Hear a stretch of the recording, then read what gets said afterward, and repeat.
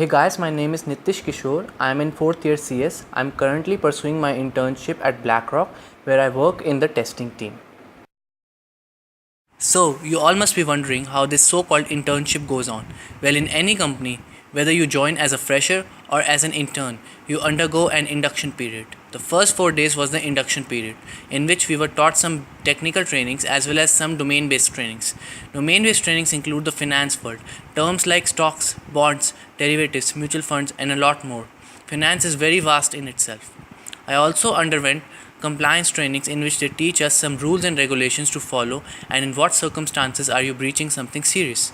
We also did a training on emergencies in case of calamities and a fire drill was conducted as well. After the induction, we were given some online trainings to watch to understand better. There was also some sessions on business etiquettes in between in which they teach us how to behave professionally, learn to write emails to your peers and seniors. We were also given some assignments to complete and we had to clear them to get our project started.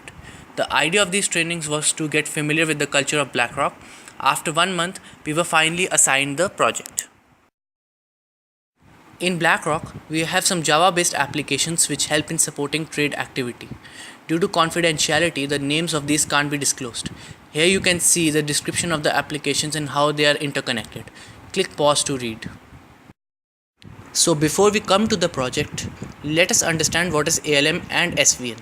Basically, ALM is an important test management tool used by the testing team which contains all the test scripts to be run and all the test resources which scripts use, for example the object repositories, the function libraries, etc.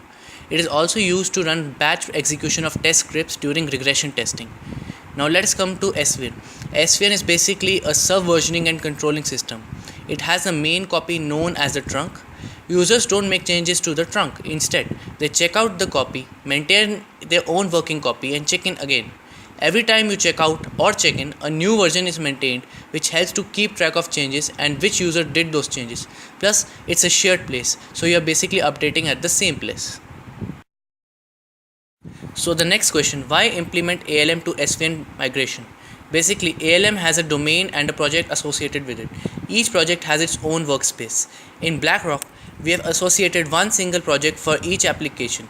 We know that application 1 is associated with application 2 and hence would require its test resources in the scripts. However, we can't jump from one project to another for accessing the test resources directly. In short, ALM does not allow cross-project linking. So a functional team which uses application 1 needs to contact functional team of application 2 and hence maintain a duplicate copy in their project. This is why we need to move it to SVN where it is using the shared place for the test resources. So the test scripts will reside in the system and whenever we need the test resources, that is the function libraries or the object repositories, they would be checked out from the SVN and once we are done, we can check in back. Since ALM is slow and we have to download the scripts every time, we are migrating it to SVN.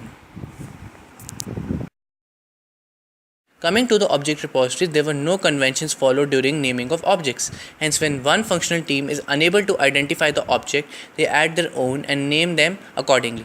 So each team started doing this and hence for the same object we have different names. So we decided to clean this up and use some naming conventions.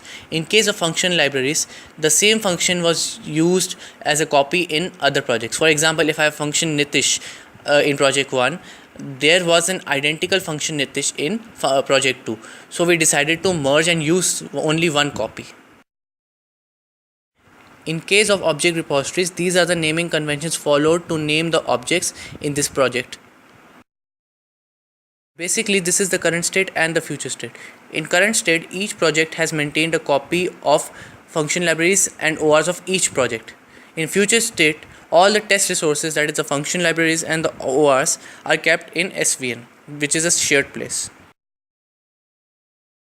So till date, we have been able to give deliverable for one project and the stats look like this. As the data is confidential, I can't give you the exact numbers, but clearly the numbers for object repositories and function libraries for application 1 have reduced drastically after cleanup. Currently, we have prepared a shared OR and function library for application 2 as well, but testing is yet to happen. Also, we have started merging for application 3. These are the learnings I did during my internship at BlackRock.